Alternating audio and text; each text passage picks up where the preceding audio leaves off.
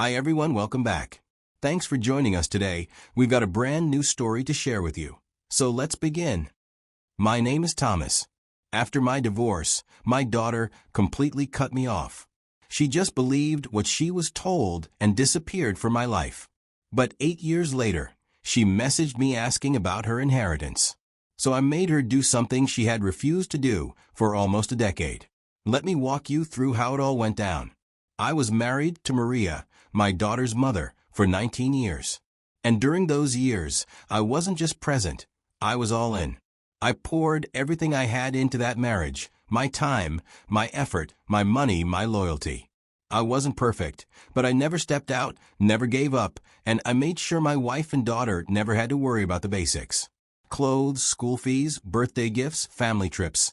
I made sure it all happened, even when it meant I had to sacrifice things for myself. Back then, life was good. Saturday mornings were for pancakes and cartoons. My daughter was a daddy's little girl through and through. I spoiled her. If she so much as hinted that she wanted something, I'd find a way to get it. Her mother, Maria, and I had what looked like a solid marriage. At least, that's what it seemed like from the outside. We functioned well as a team, especially in those early years. We made decisions like partners should. And even when we disagreed, we kept it civil. Things started to fall apart when my daughter was around 14 years old. At the time, I was trying to grow a business opportunity that I truly believed would set my family up for life. I had taken what you'd call a calculated risk. Only, it didn't go the way I hoped. It collapsed completely. And just like that, everything I had worked so hard for was gone. I lost nearly all my savings. Worse than that, I ended up in debt. At first, I didn't tell anyone. I thought I could fix it myself. So, I kept the stress bottled up, pretending everything was fine on the outside. I'd leave home early, come back late, digging through whatever options I had left, try to pull us back to stability. But it became too heavy to carry alone. The sleepless nights, the constant worry, the shame, it started to affect everything. Eventually, I sat Maria down and told her the truth. I explained everything. Laid out the numbers, the decisions, and the consequences. And she just stared at me in silence. That silence said more than words could have. From that day on, something changed between us. I couldn't tell if the wall that suddenly came up was because of the financial failure or if there had been cracks before that I didn't see. Maybe this was just the final straw. I don't know. But what I do know is that after that conversation, Maria changed. She didn't yell or accuse me. It was more like she slowly removed herself from our marriage without actually leaving. She'd spend more time at work, go on weekend trips with friends, and when she was home, she barely spoke to me unless it was about logistics, groceries, the bills, our daughter's school events. The warmth we used to have was gone. To anyone on the outside looking in, we still looked like a happy, stable family. I knew we weren't okay, but I held on. Not for me, and probably not even my wife Maria. I held on for our daughter. I didn't want her to grow up in a broken home. Didn't want her to carry the weight of watching her parents fall apart. So I kept showing up, even when it felt like I was the only one trying. I thought if I just held out long enough, we could find our way back. But looking back now, I realized that was the beginning of the end. By the time my daughter turned 17, things between us just didn't feel the same anymore. But I didn't understand it back then. Looking back now, I can trace when it started, though at the time, I brushed it off as teenage mood swings. I thought she was just growing up, learning independence, trying to define herself like most teens do. I didn't want to crowd her. I didn't want to be one of those dads who hovered and smothered their kids when they just needed space. So, I gave her room, thinking she'd circle back when she was ready. I didn't realize she was being pulled further away from me on purpose. Maria, my wife at the time, had started doing something I didn't notice until it was too late. She never came out and told our daughter not to trust me or not to love me. No, she was too smart for that. She did it in passing comments, little digs that sounded harmless, but carried poison. You know how your father gets, she would say when something didn't go as planned. If he couldn't afford something our daughter wanted, Maria would say, "Well, you know how your dad is with money." She didn't raise her voice or argue in front of our daughter, but she made sure to plant quiet doubts. seeds that, over time, grew into distance. It hurt in ways I didn't even have words for. I'd come home and try to talk to my daughter like we used to, and she'd barely meet my eyes. Now I'd ask how her day went, and she'd shrug or mumble, "Fine." That was it. The sparkle and the warmth were gone. And I didn't know what I had done to lose it. Still, I kept telling myself, give her time. I had no idea that every time I let something slide, Maria was using the silence to reshape who I was in our daughter's mind. She turned me from the man who used to tuck her in at night into some unreliable, emotionally unstable figure. I was the reason my daughter didn't always get what she wanted. It was like watching your own child fade from you, not because she stopped loving you, but because someone was slowly teaching her to unlove you. After losing everything in a business gamble, I'd spent years clawing my way back up, quietly and patiently. By the time my daughter left for college, I had started to breathe again. It wasn't complete peace, but I had finally started to believe that the storm had passed. I'd paid off most of the loans. Business was showing signs of life again. Then one day my wife, Maria, filed for divorce. She didn't come to me for a conversation. She didn't ask for counseling. She went straight to a lawyer and dropped the paperwork on me like a hammer. Maria didn't just want to separate. She wanted to scorch the earth on her way out. In her court filings, she described me as if I were some kind of monster. She told the judge I was angry that I had emotionally shut both her and my daughter out. I was cold and couldn't connect with our daughter, and I was reckless with our family's well-being. It was like she rewrote history and handed it to the court as if it were fact. I remember reading those accusations over and over, trying to make sense of them. I wasn't perfect, but I knew what I had given. But none of that was in the report. Not a single line about the years I gave everything to hold us together. She even went as far as asking for full custody of our daughter, as if I hadn't spent years being present, active, and involved.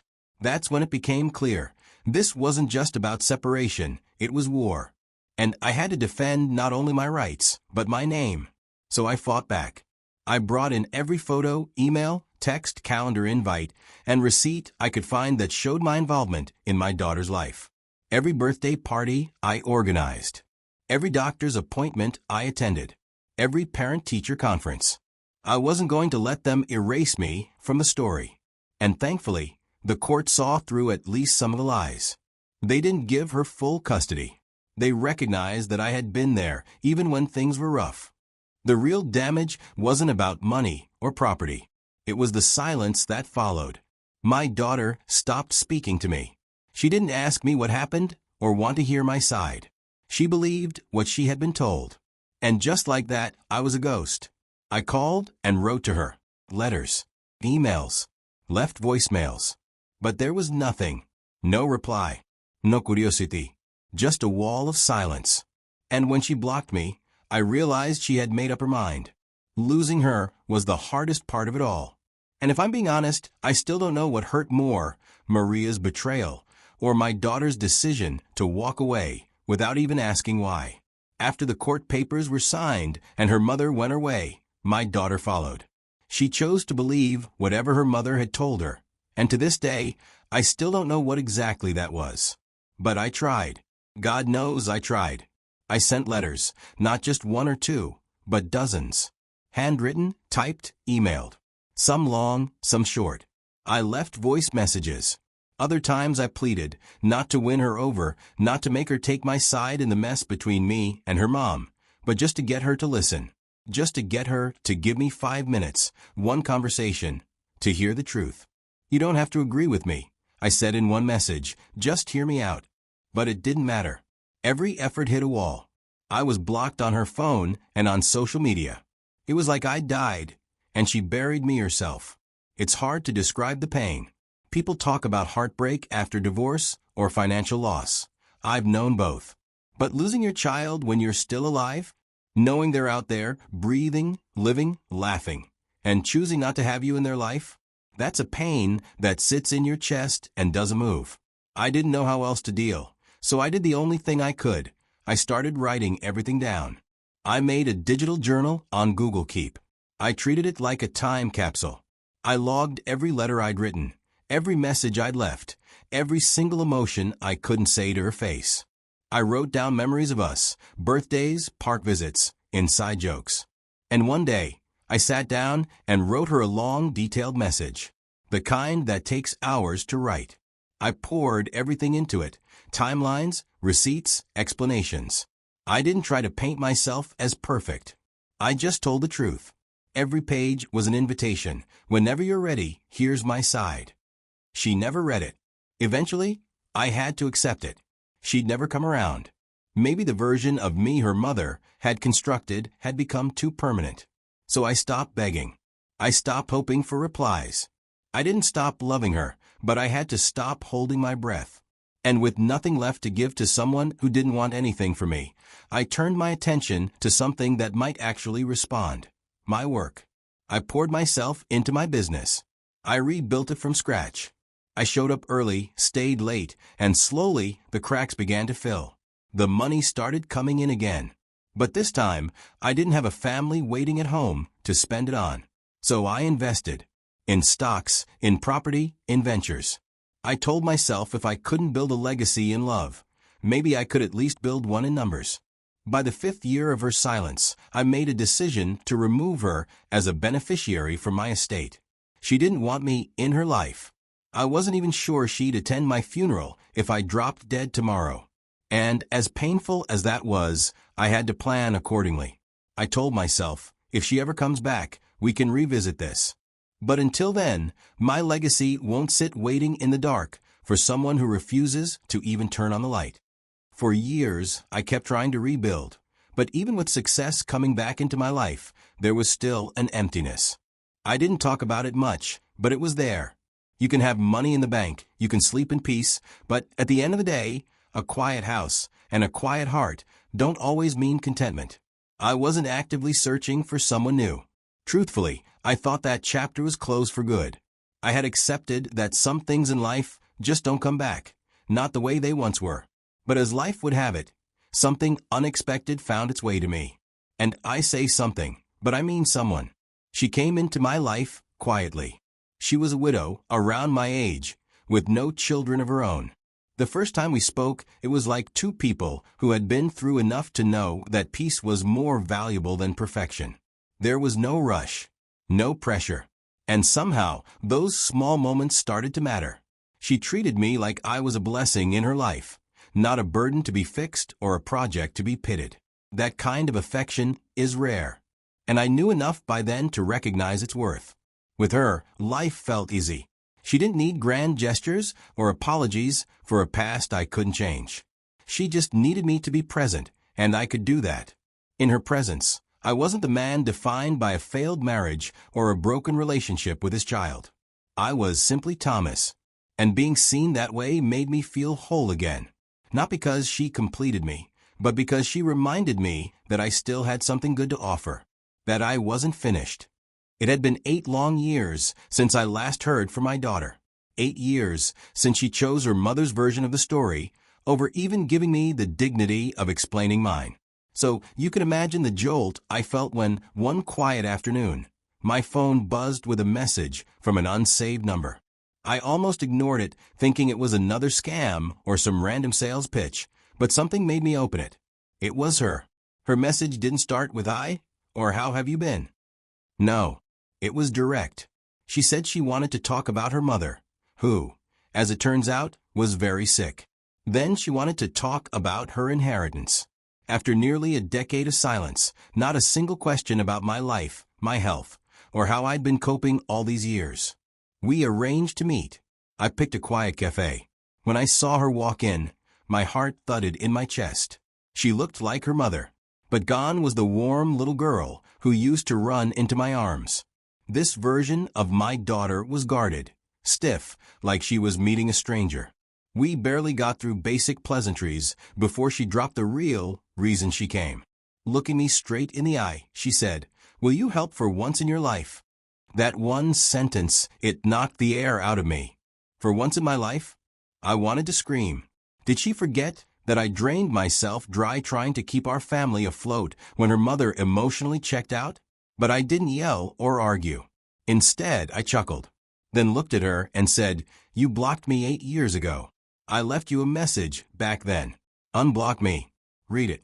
She got defensive right away, her voice rising with frustration.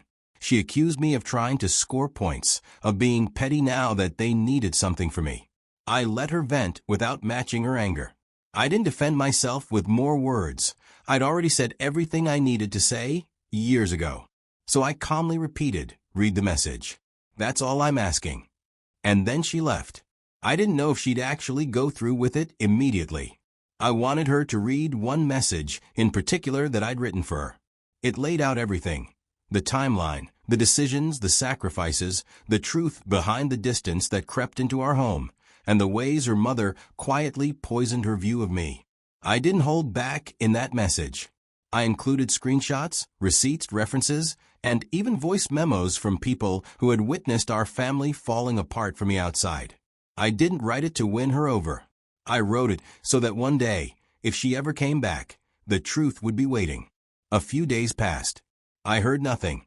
Then one evening my doorbell rang. It was her. No walls or attitude this time. As soon as I opened the door, she broke down.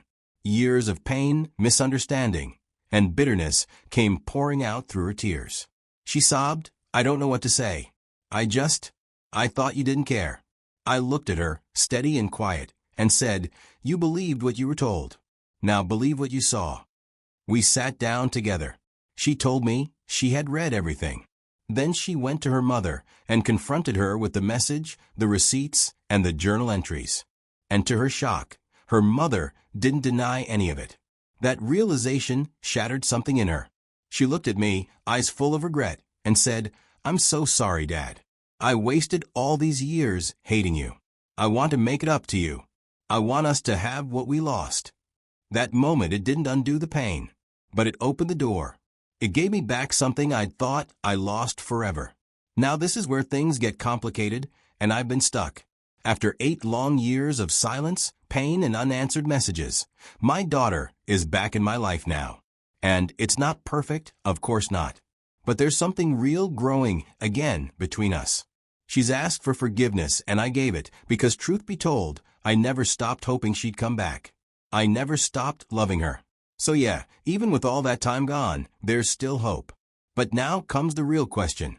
Maria, the woman I was married to for 19 years, the mother of my daughter, pushed me when I was already falling. The one who looked me in the face, saw me struggling, and still twisted the knife. She knew how close my daughter and I were. She knew. And still, she went ahead and poisoned that bond. Turned me into a stranger in my own child's eyes. Lied, twisted the story, and made sure her version stuck. Now she's sick. And my daughter, well, of course, she's scared and wants her mother to be okay. She wants help. She's asking me to do something financially, but I don't even fully know yet. All I know is I'm standing at a crossroads. I'd love to say I'm some bigger man, that I've healed and moved on, and it doesn't affect me anymore, but that would be a lie. I rebuilt my life, yes. I started over, yes. But some wounds don't fully close. Some betrayals echo long after the damage is done. And when I think about Maria and remember how cold she was during the divorce, something in me still tightens. I'm not angry the way I used to be, but I haven't forgotten. I don't wish her harm, but I also don't know if I owe her anything. After everything she took from me, am I really supposed to show up now like nothing happened? That's where I am. That's the moral dilemma. I've forgiven my daughter because I know she was misled. But her mother? That's harder. That's messy, eh? So I'm turning this over to you, listening, the ones who followed this story all the way here. What do you think I should do? Do I forgive her? Do I step in and help, knowing what she did to me? Or do I move on and keep the peace I've finally managed to find, hoping my daughter understands? Let me know in the comments. And while you're sharing your thoughts, go ahead and like and share this video with someone who needs to hear this. Maybe they're dealing with something similar. Maybe they're stuck between letting go and holding on. Either way, thanks for being here with me.